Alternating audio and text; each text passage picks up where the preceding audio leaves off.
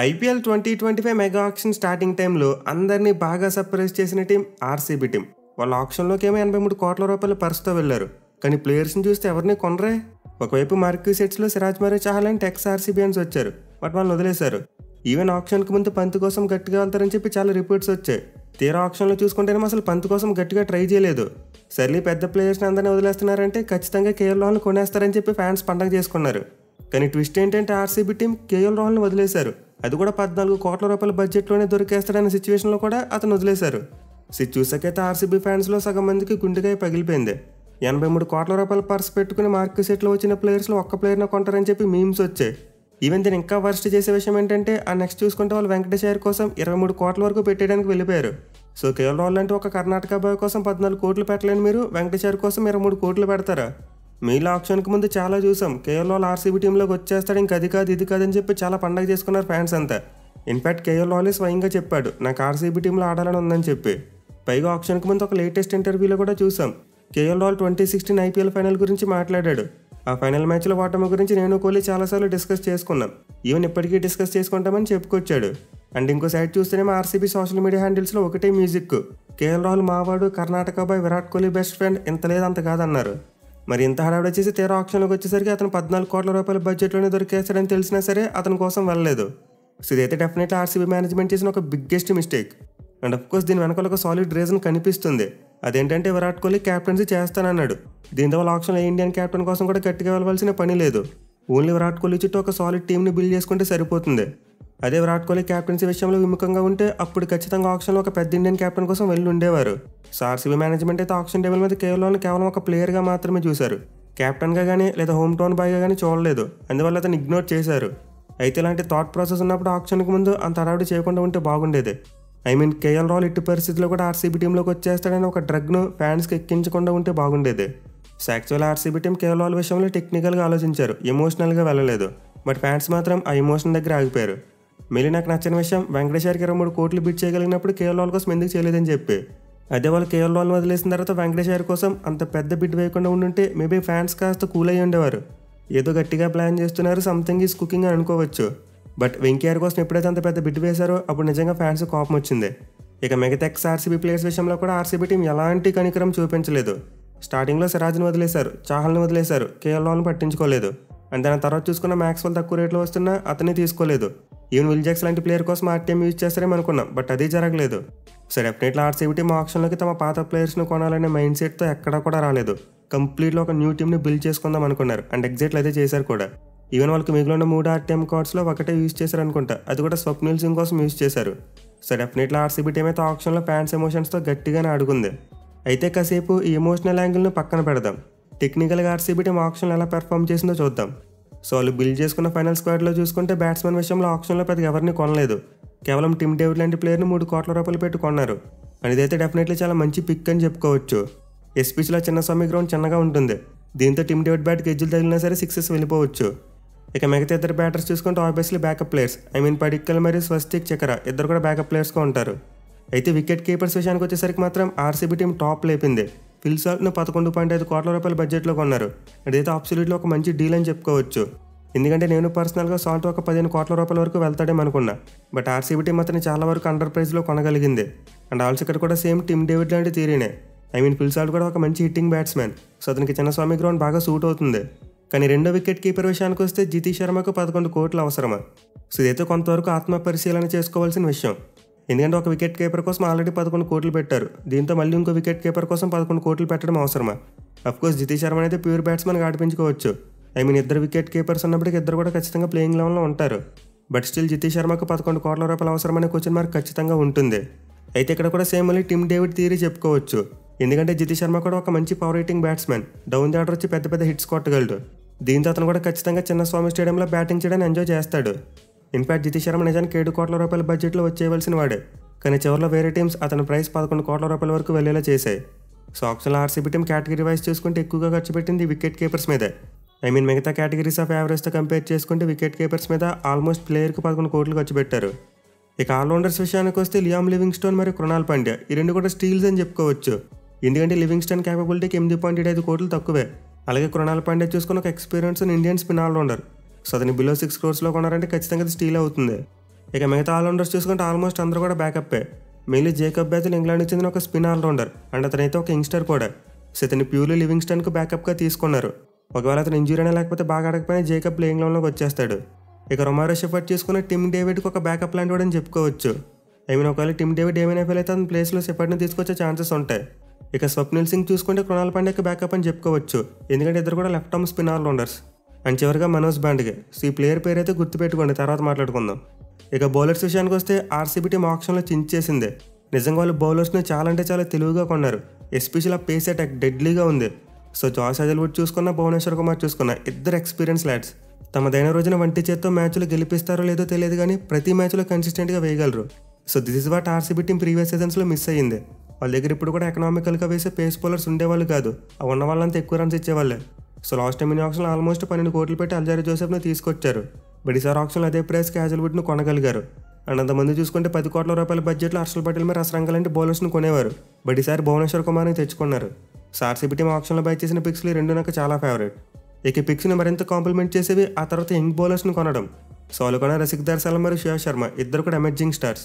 Mainly Rasikh సలాంకు భూమి మరియు Hazlewood experience బాగా యూజ్ అవుతుంది. ఇన్ఫాక్ట్ వాళ్ళ ఎక్స్పీరియన్స్ రసిక్దార్ సలాంకే కాదు, ఎస్టెల్కి కూడా ఒక పెద్ద సెట్గా మారొచ్చు. సో ఆర్సీబీ పేస్ బౌలింగ్ యూనిట్లో ఎక్స్పీరియన్స్ ఉన్న బౌలర్స్ ఉన్నారు, అలాగే యంగ్స్టర్స్ ఉన్నారు. మోస్ట్ ఇంపార్టెంట్లో ఒక లెఫ్ట్ ఆర్మ్ సీమర్ ఉన్నాడు. అండ్ ఆల్సో ఎకనామికల్గా వేయగలిగే బౌలర్స్ ఉన్నారు, అలాగే వికెట్ టేకర్స్ కూడా ఉన్నారు. సో ఆర్సీబీ టీం యొక్క పేస్ బౌలింగ్ యూనిట్ని సీజన్లో మిగతా టీమ్స్తో కంపేర్ చేసుకున్నప్పుడు ఎలా ఉన్నా సరే వాళ్ళ ఓన్ కంపారిజన్ విషయానికి వస్తే మాత్రం టాప్ మ్యాచ్ అని చెప్పుకోవాలి. గత 3-4 సీజన్స్ కూడా పేస్ అటాక్తో కంపేర్ చేసుకుంటే ఇది వే బెటర్.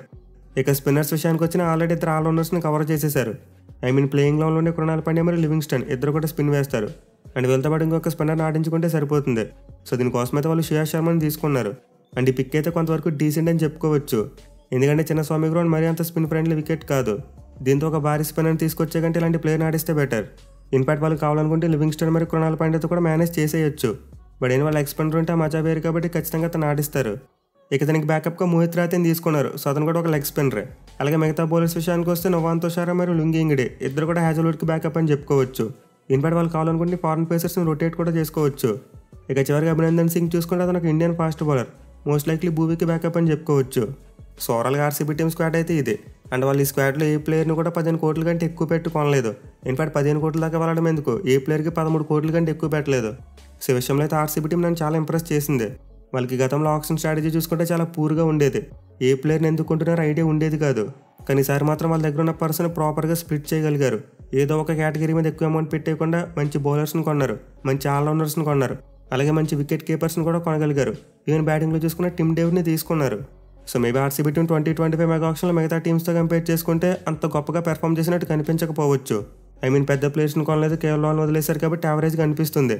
కానీ టెక్నికల్గా మాట్లాడుకుంటే గత 4 సీజన్స్గా చూసుకుంటే ఇది ఆర్సీబీ టీం యొక్క బెస్ట్ ఆప్షన్ స్ట్రాటజీ. ప్రీవియస్ వాళ్ళు ఇప్పుడు కూడా ఆప్షన్లోకి ఎంత ప్రీ ప్లానెడ్గా రాలేదు. మోస్ట్లీ ఏదో ఒక కేటగిరీ మీద ఎక్కువ డబ్బులు పెట్టేసి మిగతా కేటగిరీస్ని వీక్గా మార్చుకునేవారు. కానీ ఈసారి చూసుకుంటే మాత్రం అన్ని కేటగిరీస్ బాగున్నాయి. బ్యాటింగ్ బాగుంది, మిడిల్ ఆర్డర్లో మంచి ఆల్రౌండర్స్ ఉన్నారు, అలాగే బౌలింగ్ కూడా బాగుంది. సో మేబీ ఫ్యాన్స్ అయితే ఎమోషనల్ డ్యామేజ్ కారణంగా కాస్త బాధపడవచ్చు. కానీ యాజ్ ఏ న్యూట్రల్ పర్సన్గా మెయిన్లీ టెక్నికల్గా చూసుకుంటే ఆర్సీబీ టీం ఆప్షన్ నాకైతే చాలా నచ్చింది. ఎస్పెషల్లీ వాళ్ళు స్టార్టింగ్లో షాక్ ఇచ్చినప్పటికీ ఆ తర్వాత వాళ్ళ ప్లానింగ్ అర్థమైంది. ఎనివే ఇప్పుడైతే ఆర్సీబీ టీం దగ్గర ఉన్న స్క్వాడ్తో the best possible playing eleven తయారు చేద్దాం. సో ముందుగా ఓపెనర్స్ విషయానికి వస్తే విరాట్ కోహ్లీ మరియు ఫిల్ సాల్ట్ ఇద్దరు ఆడబోతున్నారు. అండ్ ఆల్సో విరాట్ కోహ్లీ ఓపెనర్గా మాత్రమే కాకుండా క్యాప్టెన్గా కూడా ఆడబోతున్నాడు. ఎందుకంటే ప్రజెంట్ ఆర్సీబీ టీం దగ్గర అతను తప్పితే వేరే క్యాప్టెన్ ఆప్షన్ కనిపించట్లేదు. అఫ్కోర్స్ భూవీ ఉన్నాడు, గతంలో చేశాడు. బట్ బౌలర్స్ని క్యాప్టెన్గా పెట్టుకునే ఇంట్రెస్ట్ ఆర్సీబీ టీంకి ఎప్పుడూ ఉండదు. సో మోస్ట్లీ విరాట్ కోహ్లీ క్యాప్టెన్గా ఉంటాడు.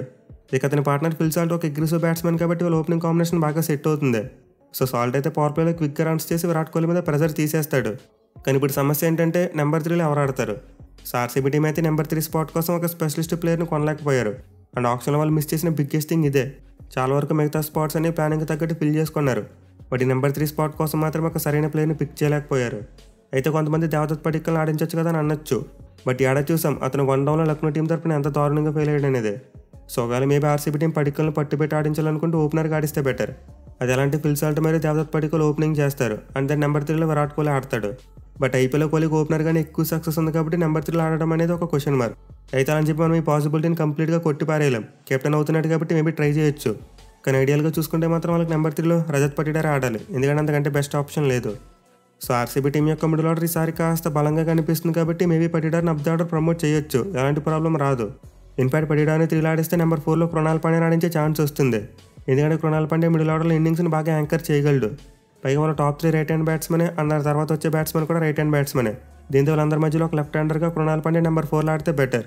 లేదు నెంబర్ 4లో లివింగ్స్టన్ ఆడిస్తామంటే మొత్తం రైట్ హ్యాండర్స్ అయిపోతారు. అయిన తర్వాత మళ్ళీ జితేష్ శర్మ, టిమ్ డేవిడ్ వీళ్ళు కూడా రైట్ హ్యాండర్సే. సో టాప్ 6 మొత్తం రైట్ హ్యాండర్స్ అయిపోతే అది మేబీ బ్యాక్ ఫైర్ అయ్యే ఛాన్స్ ఉంటుంది. అదే మీరు మధ్యలో కృణాల్ పాండ్యా లాంటి ఆప్షన్ యూస్ చేసుకుంటే టీంకి ప్లస్ అవుతుంది. ఇక తర్వాత నెంబర్ 5, నెంబర్ 6 అండ్ నెంబర్ 7 ఈ 3 స్పాట్స్ విషయంలో పెద్దగా కన్ఫ్యూజన్స్ లేవు. నెంబర్ 5లో మోస్ట్ లైక్లీ జితేష్ శర్మ ఆడొచ్చు. అండ్ దాని తర్వాత లియామ్ లివింగ్స్టోన్, చివరిగా నెంబర్ 7లో టిమ్ డేవిడ్. లేదు అలా కాదనుకుంటే 5లో లివింగ్స్టోన్ ఆడించి 6లో జితేష్ శర్మ, 7లో టిమ్ డేవిడ్ ఆడించుకోవచ్చు. సో ఆర్సీబీ టీంకి ముగ్గురు ఫినిషర్స్గా ఉండబోతున్నారు. అంటే ముగ్గురు 3 పొజిషన్లు ఎప్పుడు వచ్చినా పర్వాలేదు. అయితే జితేష్ శర్మ ఇండియన్ ప్లేయర్ కాబట్టి స్పిన్ బౌలింగ్ ఆడే విషయంలో కాస్త ఎక్కువ టాలెంట్ ఉంటుంది. దీని తర్వాత నెంబర్ 5లో పంపిస్తే బెటర్ అనుకుంటున్నాను నేను. అదే టిమ్ డేవిడ్ మరియు లివింగ్స్టన్ చూసుకుంటే ఫారెన్ ప్లేయర్స్ కాబట్టి స్పిన్ బౌలింగ్ ఆడటం కాస్త కష్టం. మెయిన్లీ టిమ్ డేవిడ్ అయితే స్పిన్ బౌలింగ్ ఆడేందుకు చాలా ఇబ్బంది పడతాడు. సో ఇలాంటి పవర్ హిట్టర్స్ని ఎక్కువగా డెత్ ఓవర్స్లో బ్యాటింగ్ పంపితే అది బాగా ప్లస్ అవుతుంది. ఎందుకంటే వీళ్ళు న్యాచురల్గానే పేస్ బౌలింగ్ని బాగా ఆడగలరు. At the same time brutal power ఉంటుంది. సో ఐపీఎల్ 2024తో కంపేర్ చేసుకుంటే ఆర్సీబీ మిడిల్ ఆర్డర్ చాలా మారిపోయింది. మైపోల్ రామ్లో, రణుజ్ రావత్ లాంటి వాళ్ళతో చాలా గెంటు రావడానికి ట్రై చేశారు, కానీ వర్కౌట్ కాలేదు. కానీ ఈసారి మాత్రం ఆర్సీబీ టీం తమ మిస్టేక్స్ నుంచి నేర్చుకున్నారు. టాప్ ఆర్డర్ని మాత్రమే బిల్డ్ చేసుకోవడం కాకుండా మిడిల్ ఆర్డర్ని కూడా బలంగా పెట్టుకున్నారు. దీంతో విరాట్ కోహ్లీ కూడా స్టార్టింగ్లో కాస్త ఫ్రీగా ఆడే ఛాన్స్ ఉంటుంది. ఇక తర్వాత చూసుకుంటే నెంబర్ 8 స్పాట్. సో ఇదైతే ఆర్సీబీ టీంకి ఒక పెద్ద హెడేక్ లాంటిది. ఎందుకంటే నార్మల్గా చూసుకుంటే చాలా టీమ్స్ ఈ స్పాట్లో ఒక ఆల్రౌండర్ని ఆడిపిస్తారు. బట్ ఆర్సీబీ టీం దగ్గర చూసుకుంటే ఆల్రెడీ టాప్ 7లో 2 ఆల్రౌండర్స్ ఆడిస్తున్నారు. అయితే రియల్ ప్రాబ్లం ఏంటంటే వాళ్ళ దగ్గర ఒక మంచి పేస్ బౌలింగ్ ఆల్రౌండర్ లేడు. సో వాళ్ళకున్న కృణాల్ పాండ్యా మరియు లివింగ్స్టన్ ఇద్దరు కూడా స్పిన్ ఆల్రౌండర్స్. దీంతో వాళ్ళు తమ బౌలింగ్ యూనిట్లో ఒక జెన్యూన్ స్పిన్నర్ ఆడించుకున్నా సరిపోతుంది. కానీ పేస్ బౌలింగ్ విషయానికి వస్తే అలా కాదు, వాళ్ళ దగ్గర సరైన పేస్ బౌలింగ్ ఆల్రౌండర్ లేడు. సో ఆర్సీబీ టీం కనుక ముగ్గురు పేస్ బౌలర్స్తో వెళ్ళాలనుకుంటే భూవీ, జాస్ హజల్వుడ్ మరియు ఎస్టైల్ ముగ్గురు ఆడతారు. కానీ 4వ పేస్ బౌలింగ్ ఆప్షన్ కావాలనుకుంటేనే వాళ్ళు నెంబర్ 8 స్పాట్లో ఒక ఫాస్ట్ బౌలింగ్ ఆల్రౌండర్ని ఆడించాలి. అయితే ఆ టీంలో చూసుకుంటే గన్ పేస్ బౌలింగ్ ఆల్రౌండర్ లేడు. పోనీ రొమారో షెపర్డ్ని ఆడిద్దామంటే ఆల్రెడీ 4 ఫారెన్ ప్లేయర్స్ ఫిల్ అయిపోయారు. దీంతో వాళ్ళు ఈ పొజిషన్లో ఇండియన్ పేస్ ఆల్రౌండర్ని మాత్రమే ఆడించగలరు. సో మీకు స్క్వాడ్ అనాలిసిస్ చేసినప్పుడు ఒక పేరుని గుర్తుపెట్టుకుని తర్వాత మాట్లాడుకోవచ్చు అండ్ ఆ పేరే మనోజ్ బాండ్కే. సో కర్ణాటకకు చెందిన ఈ ప్లేయర్ అవసరం అయితే ఇప్పుడు ఆర్సీబీ టీంకి చాలా ఎక్కువగా ఉంది. లాస్ట్ టైం వాళ్ళకి క్యామ్ గ్రీన్ ఉన్నాడు కాబట్టి ఇతను పెద్దగా పట్టించుకోలేదు, కానీ ఈసారి మాత్రం పట్టించుకోవాలి. ఇన్ఫాక్ట్ ప్రెసెంట్ ఇతను డొమెస్టిక్ సర్క్యూట్లో యాజ్ ఎ పేస్ బౌలింగ్ ఆల్రౌండర్గా బాగా రాణిస్తున్నాడు. సో ఆర్సీబీ టీం తమ బ్యాటింగ్ డెప్త్ని కాపాడుకుంటూ అట్ ది సేమ్ టైం ఒక ఫుల్ సీమ్ బౌలింగ్ ఆప్షన్ కావాలనుకుంటే ఇతనే బెస్ట్ ఆప్షన్. పైగా మనోజ్ బాండ్కి ఒక లెఫ్ట్ హ్యాండ్ బ్యాట్స్మెన్ కూడా. సో దీంతో మేబీ ఆర్సీబీ టీం వరుసగా వికెట్లు కోల్పోయినప్పుడు ఇతని ఫ్లోటర్గా యూజ్ చేసుకోవచ్చు, అంటే పైన బ్యాటింగ్కి పంపొచ్చు. లేదు మాకు బ్యాటింగ్ డెప్త్ అవసరం లేదనుకుంటే ఇంకా నో బ్రెయినర్ 4 జెన్యూన్ ఫాస్ట్ బౌలర్స్తో వెళ్ళిపోవడమే. ఐ మీన్ 4వ సీమ్ బౌలింగ్ ఆప్షన్ కోసం రసిక్ సలాం ఆడించుకోవడమే. బట్ ఇలా చేస్తే ఆర్సీబీ టీంకి లాంగ్ టేల్ అయిపోతుంది. పోనీ ఇక్కడ స్వప్నిల్ సింగ్ లాంటి ఒక స్పిన్ ఆల్రౌండర్ ఆడించేద్దాం అనుకుంటే వర్కౌట్ అవ్వదు. ఎందుకంటే చిన్న స్వామి లాంటి ఒక చిన్న గ్రౌండ్లో 3 ఫాస్ట్ బౌలింగ్ ఆప్షన్స్ ఉంటే ఖచ్చితంగా బ్యాక్ ఫైర్ అవుతుంది. పైగా రీసెంట్గా న్యూజిలాండ్తో జరిగిన టెస్ట్ మ్యాచ్లో కూడా చూసాం, బెంగళూరు వికెట్ స్పిన్నర్స్ కంటే పేసర్స్కి ఎక్కువ అనుకూలిస్తుంది. సో డెఫినెట్లీ ఆర్సీబీ టీంకి అయితే 4th సీమ్ బౌలింగ్ ఆప్షన్ ఉండి తీరాలి. ఈ ఏడాది కూడా వాళ్ళు సిరాజ్, అల్జారియస్ జోసెఫ్ మరి ఎస్టైల్కు తోడు Cameron Green 4th seam bowling ఆప్షన్గా ఆడించుకున్నారు.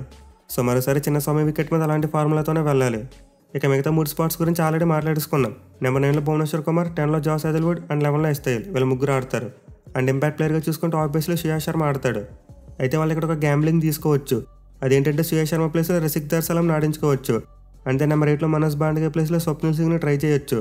కానీ ఇలా చేయడం వల్ల ప్రాబ్లం ఏంటంటే కృణాల్ పాండ్యా మరియు స్వప్నిల్ సింగ్ ఇద్దరు కూడా లెఫ్ట్ ఆర్మ్ స్పిన్నర్సే.